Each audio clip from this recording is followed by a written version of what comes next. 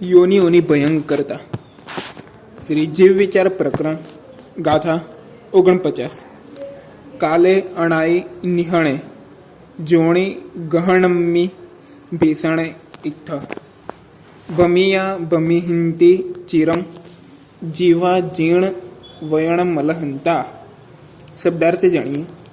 અણાઈ નિહણે એટલે કે આદિ એટલે શરૂઆત, અને નિધન એટલે અંત, તે વગરનો એટલે અનાદિ.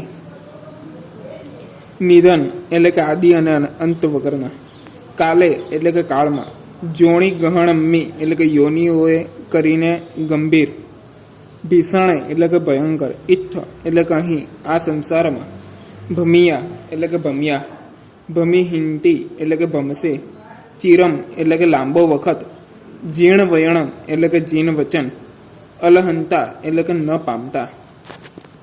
ગાથાર્થ જાણીએ.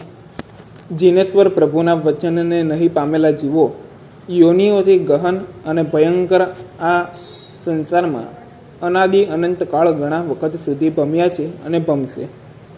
વિશેષમાં કહીએ તો પ્રાણ વિયોગરૂપ મરણ અને યોનિઓ એટલે જન્મસ્થાન એ બે સંસારની ગંભીરતા અને ભયંકરતાના મુખ્ય મથકો છે.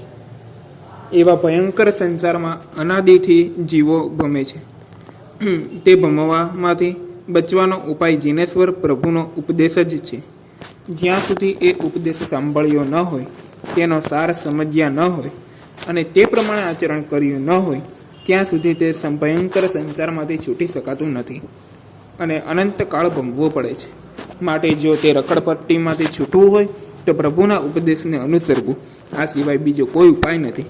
કોઈ ઠેકાણે ભમ્યા, ભમંતી, ભમિહિંતી એવો પણ પાઠ છે. હવે ઉપદેશ